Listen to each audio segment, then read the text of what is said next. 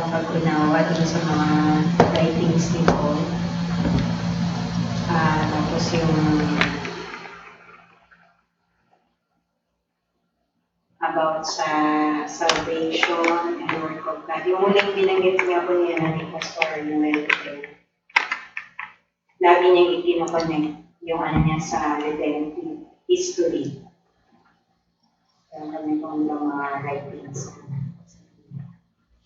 na hindi lang dapat based on feelings or hindi.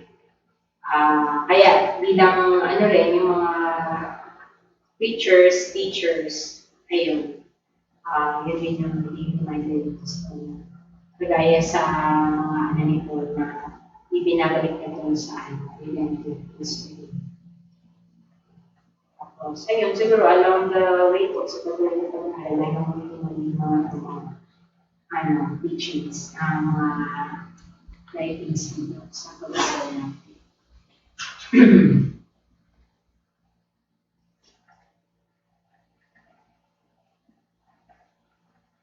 Okay. So, Kalisa, may tanong ka? Ayun lang na sinasabi ni Pastor Noel, yung pagpapaliwanag ng transition ng Old Testament to New Testament. Na si Paul yung mga letters ni Paul ang mas magpapaliwanag yung prophecy ni Jeremiah sa Old Testament. Yung sabi niya nga, yung New Testament ay fulfillment ng Old Testament. Pero hindi pa consummated kasi meron pang yung heavens and yung earth na nangyayari. Hindi pa siya talaga tapos. Sabi niya nga, inaugurated but not consummated with New Testament.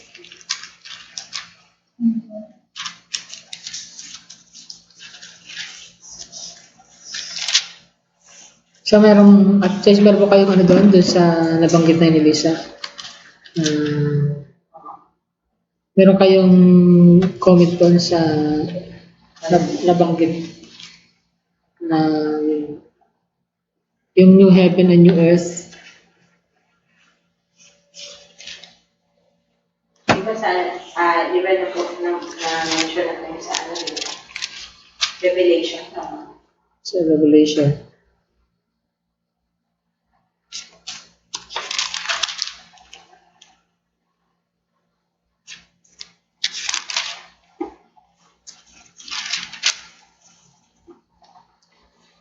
So may binanggit si Pastor Noel yung Hebrews 8, Naalala niyo yung sinabi niya doon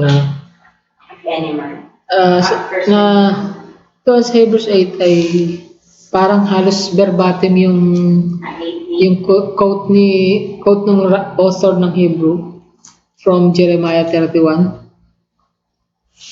Yeah.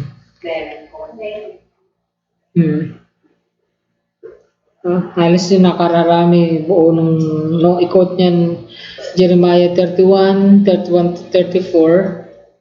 Talagang kinote niya na direktahan na nagtuturo sa atin na yung prophecy sa Jeremiah ay nagkaroon na ng fulfillment sa New Testament, kaya siya nang itinuturo. So, itinuturo sa church, di ba? Sa iglesia. Dahil ito ay sulat sa mga iglesia. Letter to the Hebrews. Okay.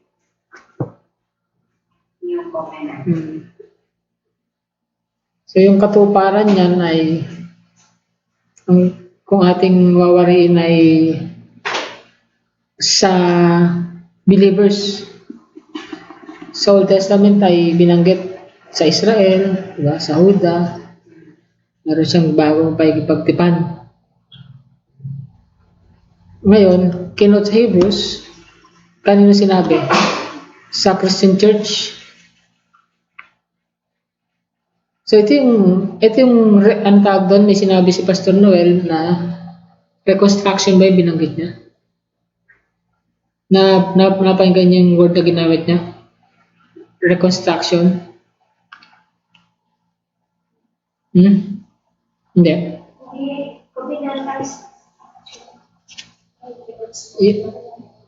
Nabanggit niya yung kanina. Nabanggit niya yon yung reconstruction. Ibig sabihin, yung paniniwala nila doon sa prophecy ay merong pagbabago. May restructure, di ba? Parang ganun, no? Oo. May restructure. Na nag-fit ngayon sa Christian Church, sa mga believers. Kaya napakahalaga yung mga nababasa natin na prophecy pertaining to the Israel as a nation kasi it bears upon doon sa Israel as a church. So yung covenant, napakahalaga na doon sa covenant, sabi niya, wala nang magsasabi sa kanyang kapatid, kilalanin mo ang Panginoon. Sapagkat ako'y kikilalanin ng lahat from the least to the greatest, di ba? Ang pinapahiwatig dyan, wala na yung intermediary. Ano ba intermediary noon? Yung mga pari sa Old Covenant. Wala na namamagitan ng mga pari. Kasi, ang namamagitan na ay ang Panginoong Hesukristo.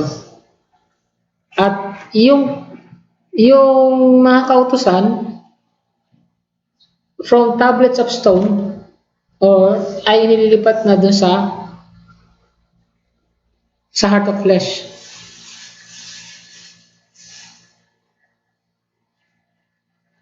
Kasi sabi ng Panginoon, ilalagay ko.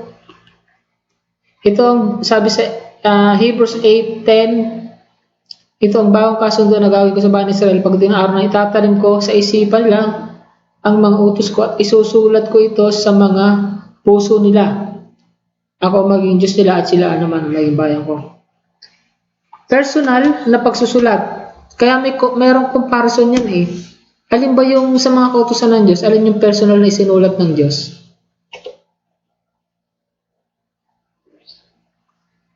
Di ba sa Lumang Tipan marami na mga kautusan na isinulat si Moises para sa bayang Israel para sundin. Kaya nga nabuo yung Exodus, Leviticus, Deuteronomy, Numbers. Nandiyan yung mga sinulat na kautusan eh. Sabi nga nila more than 600 yung mga kautusan na yan eh. Ay pinasulat ni Moises or sinulat ni Moises, either pinasulat or personally siya sumulat. Pero meron kautusan ng Diyos, unique kasi ang Diyos ang sumulat. Anong kautusan yun? Sirit na? 10 utos. Ang 10 utos ay ang Diyos ang sumulat. Sinulat ng Diyos doon sa bato. Siya ang sumulat nun. Nung umakyat. Tapos dinala ni Moses. At binasag ni Moises. Binasag ng malalim. Sabihin mo. Pero sumulat ulit ang Panginoon, di ba? Pinakyat ulit. Gumawa ng panibago. Ngayon, yung event na yun, merong panibagong pagsulat ng utos ang Panginoon. Yung panibagong pagsulat, hindi na sa bato na matigas. No? Hindi na sa tablet of stone, kundi sa heart of flesh, sa pusong laman. Ilalagay ko ang aking mga utos. Pasinin niya, Itatanim ko sa isipan lang ang mga utos ko at isusulat ko ito sa mga puso nila. Alin ang bago? Yung utos o yung kasunduan? Ang bago, yung kasunduan, hindi sinabi rito yung utos bago. So, ang malinaw, meron siyang bagong paikipagkasundo. Pero sa kanyang bagong paikipagkasundo, it's the same command, it's the same law. Yung moral law. Yung moral law na isinulat sa tablets of stone, isinulat na sa heart of flesh. Kaya tayo, hindi tayo sumusunod sa mga titik ng kautusan. Yun yung sinasabi natin kanina. Kundi, sinusunod natin ito, udyok ng ating kalooban. Sapagkat nandun na yung kautusan ng Diyos sa ating mga puso. Ito yung bagong kasunduan. Ito nga, nami-misinterpret nila kasi ang sabi doon sa English, sa Tagalog naman, bagong tipan, sa English naman, yung covenant. Ang sabi nung, meron isang nag-quote yung Hebrews 8:13 na sabi niya,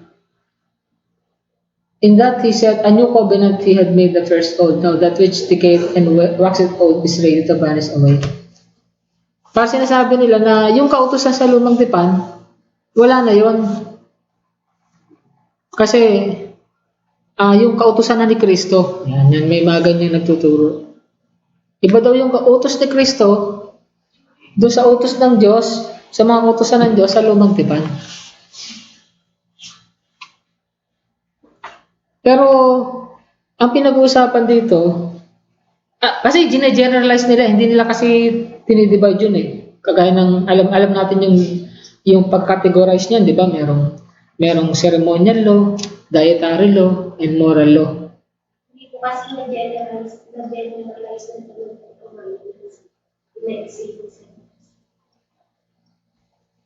Pinaikse? Hindi. Pinahaba pa nga eh. Yung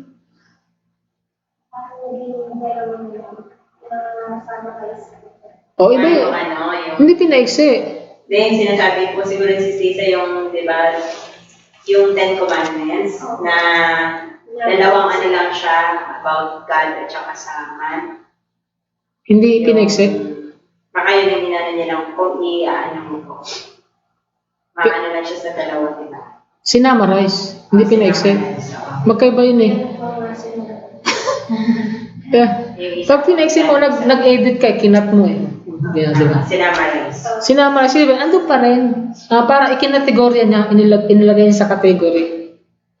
Pero kung aanuhin, yun nga po. Siguro yung sabi ni Sisi sa New Testament, kung paihin mo, gano'n na lang ang naman nun. Love the Lord thy God. Tapos love thy neighbor. Hindi pinaikli ang tawag doon. Sinam up. Kasi, hindi pinaikli ng Panginoon yung 10 utos, pinahaba pa nga niya eh. Hindi mo alam. Pinahaba niya. Kasi ito yung, buksan yung sa Mateo 5.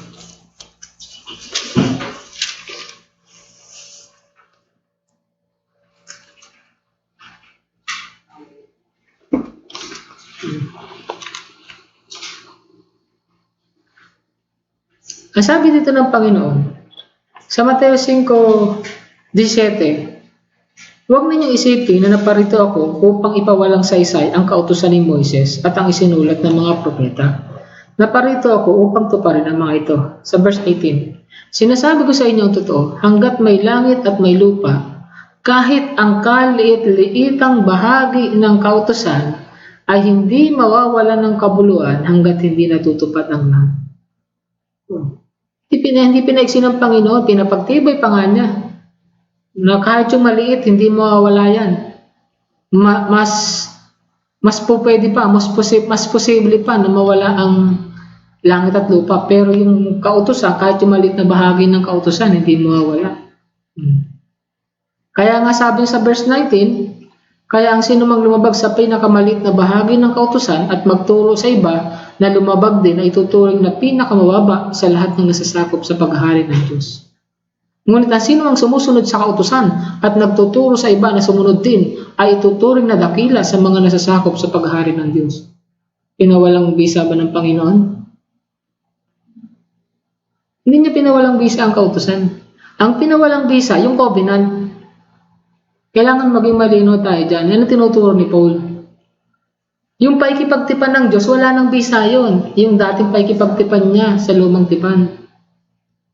Doon sa Old Testament scripture. Kasi mayroon na siyang bagong paikipagtipan or bagong paikipagkasundo. Ngayon, ang sabi rito ito yung sinasabi ko siyang pinahaba pa ng Panginoon. Tingnan mo sa verse 21. Sinabi pa ni Jesus, narinig nyo na nung sinabi nung una sa ating mga ninuno, huwag kang papatay. Ikse, di ba? Huwag kang papatay. Ito sabi ng Panginoon, dahil sino man pumatay parusahan. Ngunit, so ito yung sinasabi sa lumang tipan, ganun lang kaise, huwag kang papatay. Pagdating sa 22, ngunit, sinasabi ko sa inyo, na ang may galit sa kanyang kapatid ay parurusahan pa rin. At ang humabak sa kanyang kapatid at magsabi sa kanya, wala kang silbi, ay dadali sa mataas na hukuman. At ang sino man magsabi ng ulol ka sa kanyang kapatid ay mapupunta sa apoy ng impyerno. Di ba ang haba na dinukong ng Panginoon sa Kristo? Dami na explanation. Pinaiksiba ng Panginoon, pinahaba. Pinahaba. Kaya yung nakakarinig ka ng mga kas-common yan kaya nililinaw ko sa inyo kasi common yan na paniniwala sa mga Christians. Kasi yung una parang may Old Testament physical. So, sinasabi ko. Ito kasama na yung emotion sa New Testament. It involves yung internal, yung inward man.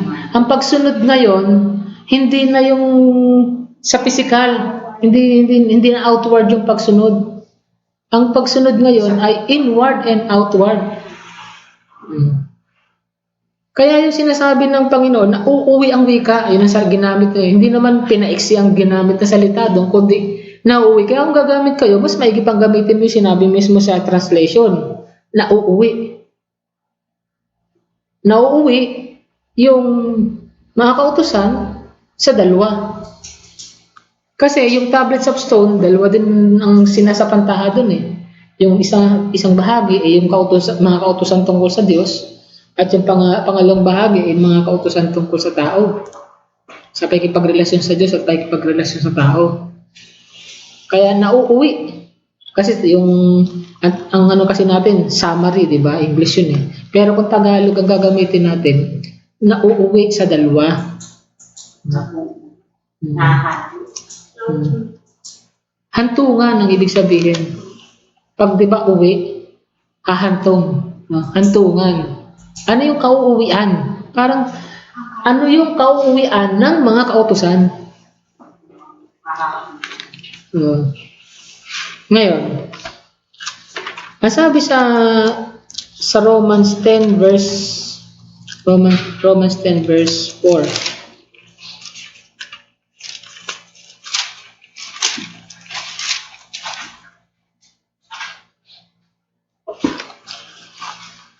Saan mauwi ang kautusan? Or kanino? Ang sabi rito sa Romans 10:4, sapagkat hindi nila alam na si Kristo ang hangganan ng kautusan. Dahil sa kanyang ginawa, ang lahat ng sumasampalataya sa kanya ay itinuturing ng Diyos na matuwid. Kaya kailangan malinaw sa atin yung place ng kautusan. Ang kauwian ng kautusan ay ang Panginoong Kristo. Kaya tayo mananampalataya sa ating Panginoong Kristo. Siya tumupad sa kautusan. Okay?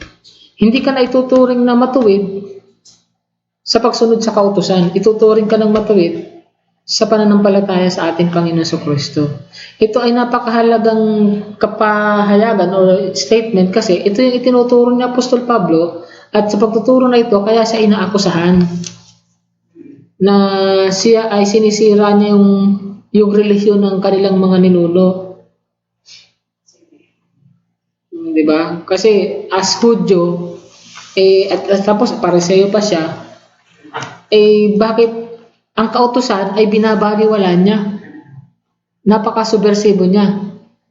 Hindi niya binabaliwala ang kautusan. Pinahalagahan niya ang kautusan. Pero ito ay inilalagay niya sa tamang perspective. kagaya nung Dahil sa New Testament. kagaya nakikipagtalo nga sa akin, sabi niya, kasi nga, binabatikos yung mga pastor na nagtuturo daw na ikapo. Ha? Wala na daw tayo sa kautusan. Ha? Wala na daw tayo sa kautusan ni Moises. Tapos ginamit yung Acts 13:38 na sinasabi doon na hindi ka aaring ganap sa pagsunod sa kautusan ni Moises. Buksan natin yung Acts 13:38 na yan.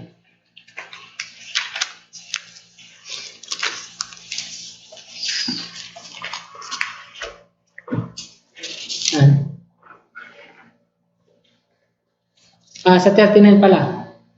Sabi sa Acts 13:39, at sa pamagitan niya, ang bawat nananampalataya ay inaaring ganap sa lahat ng mga bagay na sa mga ito'y hindi kayo aaaring ganap sa pamagitan ng kautusan ni Moises. Taas ang tanong sa akin, kasama ba ang ikapo sa mga kautusan ni Moises? Sabi ko, hindi ka aaring ganap. Di ba? Lalabas, parang sinasabi niya na hindi na dapat mag-ikapo. Kasi yung talatang ginamit niya para patunayan na hindi na dapat mag-ikapo dahil hindi ka aariing ganap sa mga kautusan ni Moises. Hindi naman niya na sinasabi doon sa talata, tama? Hindi naman sinasabi doon na huwag niyo nang sundin ang kautusan ni Moises, huwag niyo nang ganapin ang kautusan ni Moises. Ang sinasabi lang, hindi yan ang ipapaging matuwid mo. Diba? Dahil ang malinaw nga, pananampalataya sa ating Panginoon Kristo ang maging matuwid mo. Yung mga apostol, maging ang Panginoon Kristo, ano ba itinuro nilang kautusan? Di ba yung nasa Old Testament? Pero, hindi ka magiging matuwid nun. Di ba layo? Alayo sa ginamit nilang talata. Kasi, kung ang sasabihin niya, ay dahil nasa loob ng kautusan ni Moises yung pag-ikapo, ay nasa kautusan din, sakop din ng kautusan ni Moises yung 10 utos. Dahil pag sinabing mga kautusan ni Moises, mga kautusan ng Diyos na ibinigay niya kay Moises para ganapin ng bansang Israel. Kaya ang Panginoon at ang mga apostol, wala naman silang itinuro na mga kautusan na hindi matatagpuan sa lumang tipan. Lahat yun matatagpuan sa mga kautusan ni Moises. Pero, bagamat merong mga ilan na sabihin natin ay dagdag. Pero hindi naman dagdag kasi ginagawa nila. Halimbawa, magbabautismo, di ba? Nagutos ng Panginoon, bautismo niyo sila. Meron mang ginagawa, hindi lang nakasulat Meron talagang bautismo na ginagawa kahit sa Old Testament. Binabautismohan nila yung mga, ang tawag doon, yung mga dayuhan na nakipamahayan sa mga Israel para sila masakop din ng covenant ng Diyos. Kasama rin yun, binabautismo nila. Di nga lang tao binabautismo nila, pati nga mga gamit para maging malinis Merong ritual na pagbabautismo sa mga utensils. Okay. So may mga ginagawa sila na hindi na kinakailangan iutos kasi natural na nilang gawain yun. Ngayon ito. Kaya isang issue rin kasi itong ginagamit kasi nila ang mga sinulat ni Apostol Pablo para pabulaanan ang pag-ikapo. Okay? Hindi naman natin ipinopromote ang ikapo. Tithes. 10% bahagi. Hindi natin sinasabing magiging matuwid ka pag ikaw ay sumunod sa ikapo. Iba ang pag-ikapo natin ay hindi usapin ng pangkaligtasan. Kasi sila, inilalagay nila doon sa usapin ng pangkaligtasan. Oo, di ba? Kasama sa good works. Oo, kasama sa good works. Iba naman ang tinatayuan natin Mga born again, iba tinatayuan. Hindi naman sa good works ka maliligtas Ba? Pero hindi nangangulugang hindi ka gagawa ng good works. Bunga yun ngayon, ang tanong, ang tatanong mo doon sa halimbawa, dinabate ko sa ikapo, ang tanong, masama bang mag-ikapo?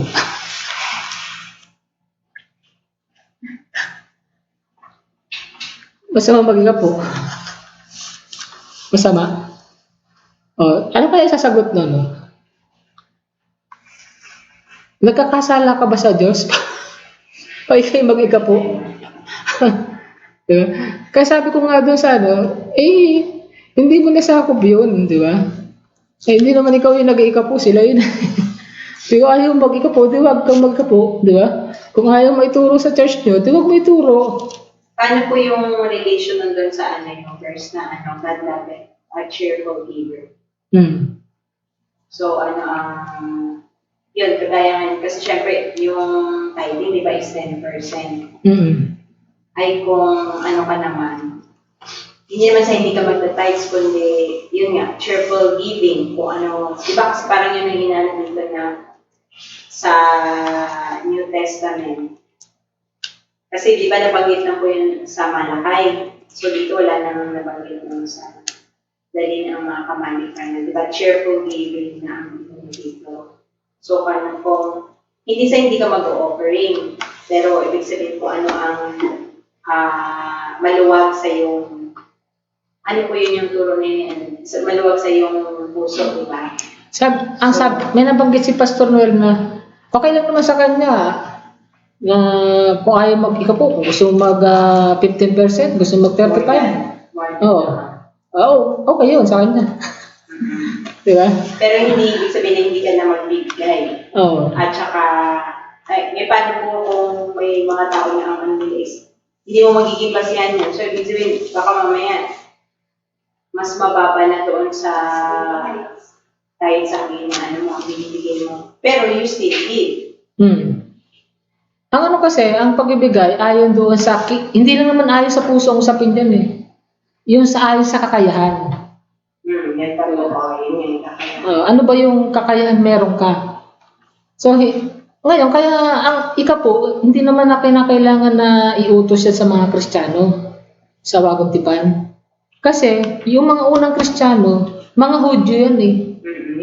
So, sanay na sila, kung magbigay sila, 10%. Utos. Tapos sila yung 20. Meron pa sila na yung first, tawag doon? Yung first fruit. First fruit, alam na nila yun eh. Kaya, uutusan pa ba naman? Nakabuo sila ng kanilang kongregasyon, isang iglesia. Majority niyan, yung mga unang mga Kristiyano, mga Hudyo. Kalagay mo, uutusan pa silang mag-ikapo. Hindi lang ikapo ang binibigyan ng mga yun, baka nagbibigay rin sila ng first offering dahil nakakasanayan na nila yun eh. Kaya nga sabi ni Apostol Pablo, doon sa 2 Timoteo, ang kautusan ay ibinigay doon sa mga manlalabag. Oo. Yan yung tusang sila. So, hindi na po malaking issue sa isang gaya sa atin about tithing. Ang malagay na ibigay. Opo, at saka cheerful giving. Yun na nga, yung attitude of giving. No? Yun ang binibigyan ng importansya. Yung dalawa yan eh. Yung attitude, ibig sabihin, ang attitude ay masaya. No? And then, yung maluwag sa kalooban. At saka, grace giving. Ibig sabihin, yung graciousness mo, nagbibigay ka out of your graciousness. Sabi nga ni Pastor Noel ay, yung kung gaano mo na-appreciate yung graciousness ng Diyos. Kaya sabi nga ng Panginoon Kristo, yung napatawad ng kaunti, diba? Appreciation niya kaunti lang eh. Pero yung napatawad ng malaki din yung appreciation niya. Diba? Binanggit niya yun dun sa noong inimbitahan siya nung isang pariseo doon sa bahay nito. Tapos merong isang babae na nagbuhos ng pabango na pagkamahal-mahal. Pinansin ng mga disciples. Sayang. Pero sabi nung ni Simon ba Simeon? Sabi ni Simon ay sa isip. Siyempre, ang Panginoon, nababasa niya isip. Sabi na, kung alam lang ng ano, no? Kung alam lang ng Panginoon, kung sino, hindi yun eh. Sabi niya, kung ano ng Panginoon, kung anong klase ng babae. Itong lumapit sa kanya, itong dumikit sa kanya. Kasi sa kanila, pag makasalanan, di ba, parang marurumihan ka pag nadikitan ka, hindi ka pwede makasalamuha. Sabi ng Panginoon, itong babaeng ito lumapit sa kanya dahil yung sa pagiging makasalanan niya, yung overflowing yung pasasalamat niya dahil pinatawad yung kasalanan sobra. At yung pagbibigay niya, yung pagbubuhos niya ng mamahaling pabango, way of her gratitude, di ba? Dahil siya napatawad sa kanyang mga kasalanan. Kaya, yung mga tao na kumikilala kung gaano sila kamakasalanan and then tumanggap sila ng kapatawaran sa ating Panginoon, yun ang inaasahan dapat natin na magbibigay ng malaki. Diba? Tama? So, ang tinitingnan dyan, yung kung amount din lang or percentage, higit pa doon sa ikapo, sa 10%. Kaya tayo, ang pinagsisikapan natin ngayon, at least man lang, makapagbigay tayo ng 10%. So, hindi mo po pwedeng sabihin, hindi mo yun magiging basahan. Hindi pwede. Kasi, Babalik ka pa rin. babalik ka doon kasi yun ang basihan mo ng pinakamababa. So, meaning, pag hindi mo pwede gawa, magkakasala ka na. Ay, hindi naman. Nagbigay ka naman eh. Yun nga ang kaibahan eh. Yun ang kaibahan sa atin eh. Kasi by grace tayo eh. So, sumusunod tayo sa kautusan by grace. Kasi yung ginagawa natin, may Holy Spirit kasi sa atin. So, yung depende sa deal ng Holy Spirit sa bawat isa sa atin. Kasi yung process of sanctification, magkakaiba tayo eh. Merong mataas ang yung sanctification process niya, talaga mataas ang level. Pati nga pananampalataya eh, di ba? Iba-iba rin ang level. Kaya hindi mo pwedeng tuusin yung kapatid mo base doon sa kung anong ginagawa mo. I-compare. Oo. Hindi po pwede yun. Ngayon, yung nabanggit nyo sa Malakay kanina, yun na nga ang isang punto doon eh. Diba? Yun yung Malakay 3, malayo na yun sa Old Testament eh. Transition period na po yung Malakay. Kung tutuusin, hindi na ito sakop ng Old Testament yung Malakay. Lapit-lapit na siya sa inyo. In between na siya eh. And yet, sa dami-dami ng kautusan, sa dami ng kautusan na nakalagay sa Old Testament, yan lang ang matanging binanggit ng Diyos. Nung panahon na yon, hindi na nga makasunod ang kasi kalalabas lang nila sa pagkaalipin. Wasak ang kanilang syudad. Diba? Hindi pa na kompleto yung templo. Wala nang binanggit ang Panginoong Diyos nung nagsalita siya sa Malakay ng mga kung ano pang mga ibabang kautusan. Ang binanggit lang niya yung yung tithes, pagbibigay ng tithes. Dapat tingnan mo ang significance dun eh. Kumbaga, eto mga kautusan na nilatag sa kay Moises, pero isa lang binanggit ng Diyos. Ano ibig sabihin nun? Pwede pa nga natin sabihin amendment yun eh. Inamyendahan ng Diyos ang tithes. Direktang sinabi niya, di ba? Direktang sinabi niya, magbigay na ikapo. Direktang sinabi ng Diyos sa Malakay. Ang sasabihin mo naman sa Diyos, kasama yan sa kautusan ni Moises. Hindi kami aariing ganap sa pagsunod sa kautusan ni Moises. Hindi naman yung kautusan ni Moises sinasabi, hindi naman yung buong kautusan eh. Nagbigay siya na specific. Meaning to say, sa mga kautusan, di ba kapag meron na existing law, pwede mong i-amend yun eh. Para magpatuloy. Okay? Kumbaga, pinagpatuloy ng Diyos yung kahalagahan. Yung kahalagahan ng tithes. Ang sabi kasi, may purpose kasi doon eh. Ang sabi ng Panginoon, para ilagay doon sa kanyang kamalig o sa kanyang templo, di ba? Na kung saan merong supply para sa pangailangan ng mga maglilingkod sa Panginoong Diyos doon sa kanyang templo. So ano yan? Bahagi ito ng worship.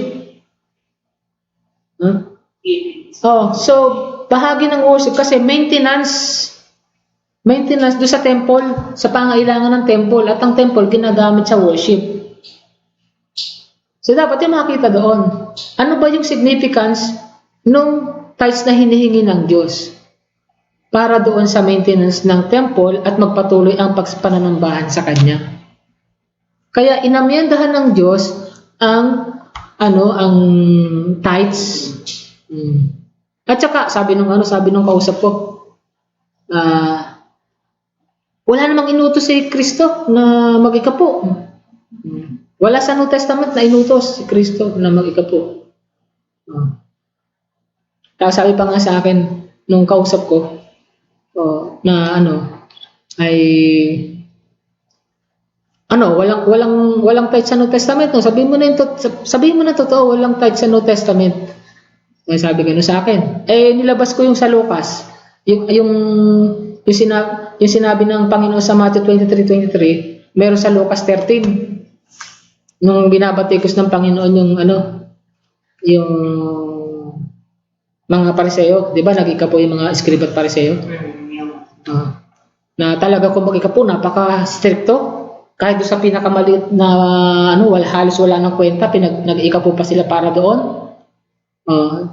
Yung mga anis, iniikapo pa nila 'yon. Ibig sabihin, yung kumbaga ikaw nagtitinda, kung negosyante ka, kahit doon sa maliit lang ang kita mo, kinuwenta mo pa ikapo nun at nagbigay ka.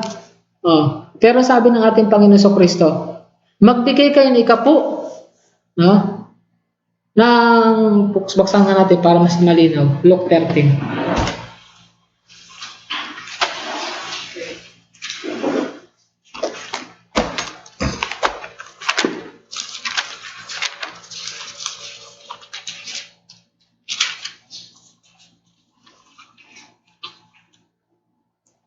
Nga ba yun? Titingnan ko muna doon sa Matthew 23.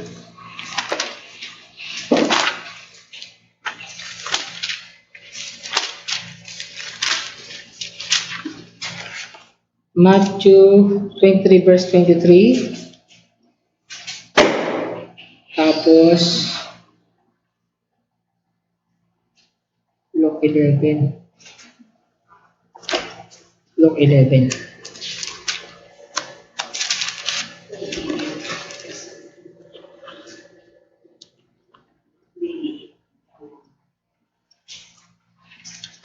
Nakita niyo ba yung Matthew 23:23? Ano nakasulat diyan? Kahabag-habag kayong mga tagapagturo ng kautusan at mga Pariseo, mga mapagkunwari, nagbibigay kayo ng ika-10 bahagi ng maliliit na halamang tulad ng yerba buena, ruda at lina, ngunit kinakaligtaan naman ninyong isagawa ang mas mahalagang turo ng kautusan, ang katarungan, ang pagkahabag at ang katakalan. Dapat ninyong gawin yung mga ito na hindi pinakaligid ng ibang utos. Yan. Nakita niyo yung margin reference? Di ba may footnote dyan? Saan? Sa Luke? May margin reference ba yun ng ibang talata? Anong nakalagay? Anong reference sa Luke meron? Sa pinakababa. Yung sa 23:23? Anong reference niya? Margin reference? 23, Matthew lang? Walang Luke? Luke 11 verse? Yun, Luke 11 verse 42. Yun ang ginamit ko yung Luke 11. Tingnan niyo napakakasulat sa Luke 11:42.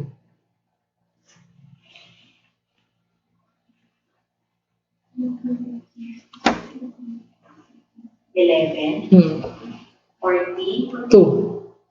Ay.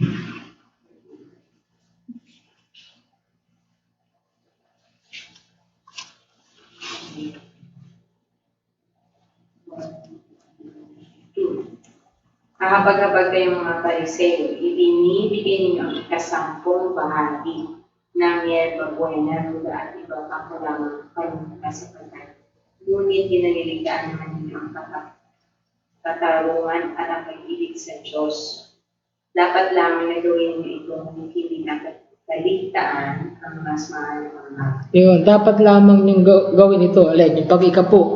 Pero wag kakaligtaan alin, yung binanggit niya, yung tungkol sa pag-ibig, di ba? Katarungan, and kahabagan, tama ba? Sabi rito sa version na ginagamit ko, nakakaawa kayong mga Pariseo, ibinibigay nga ninyo ikapo ng mga pampalasa at mga gulay ninyo, pero kinakaligtaan ninyo naman ang makatarungang paikitungo sa kapwa at ang pag-ibig sa Diyos. Magbigay kayo ng mga ikapo ninyo, pero wag nyo namang kaligtaang gawin ang mas mahalagang bagay. So yun ang mas mahalagang bagay. Yung pag-ibig, paikitungo sa kapwa, pag-ibig sa Diyos, diba? Katarungan. Kaya ang sinasabi lang dito, kagaya nung pinag-uusapan natin kanina, merong inward and outward.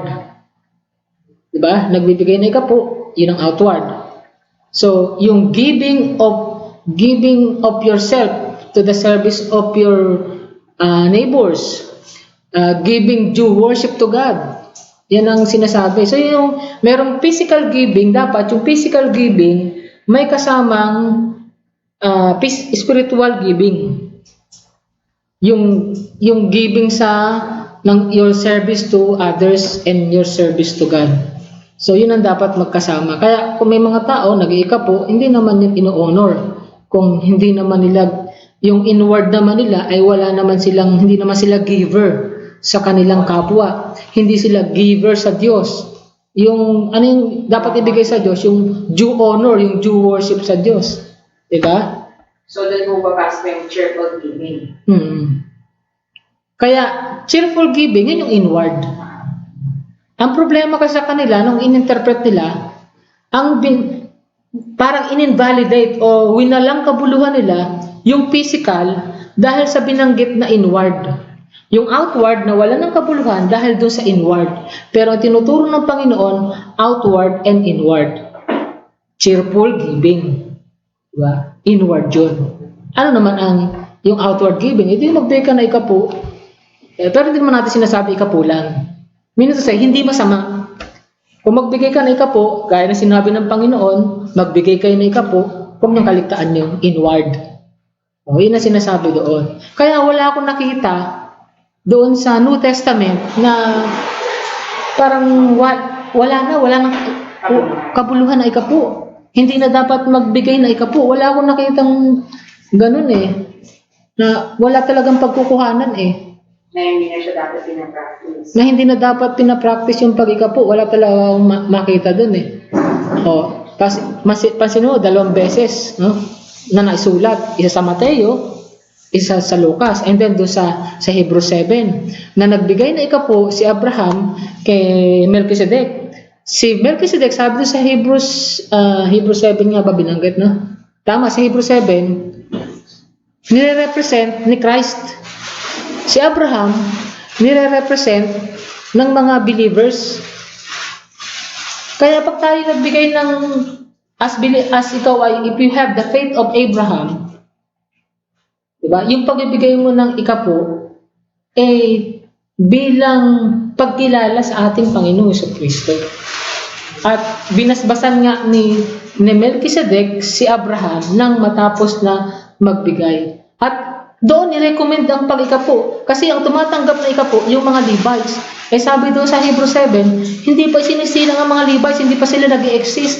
Kasi mga inapo sila na Abraham, nasa tadyang pa sila ni Abraham. Pero dahil bahagi ni Abraham, inilabas niya ang lahi ng Israel. Kaya sa pag-ikapo ni Abraham, sa kay Melchizedek, ay para na rin silang nagbigay na ikapo. Kay Melchizedek na nire-represent ni Christ. Nasaan doon yung pagbabaliwala?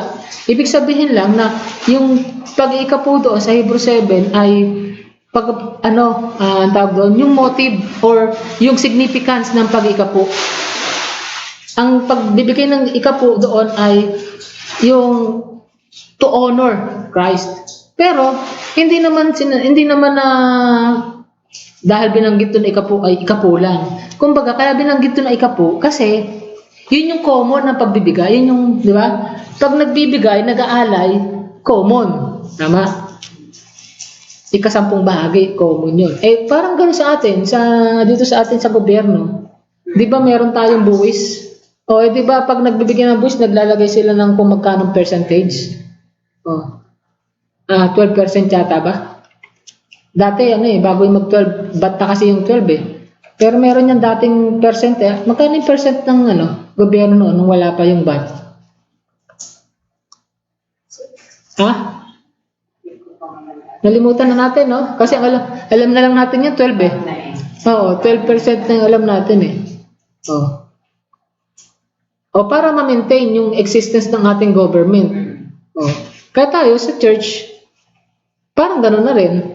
Wala naman ito ng kumbaga hindi usapin ng kaligtasan. Sila inilalagay kasi nila sa issue ng kaligtasan ng utos eh. Sabi nila, since faith tayo, hindi na tayo dapat susunod sa utos ni Moises kasi ang mag-aaring ganap sa atin ay pananampalataya. Maling maling intindi yun sa sinasabi ng Biblia. At tinitingnan natin ngayon ay moral. Sinusunod natin yung moral o kaya na pag-aralan natin kanina because we are moral people. God is a God of justice, no? At yung ito po mga kapatid, sakop yan ng moral law. Sakop yan ng moral law. Hindi yan ceremonial. Hindi yan ceremonial. So, okay na tayo, no? Dako na tayo sa prayer meeting.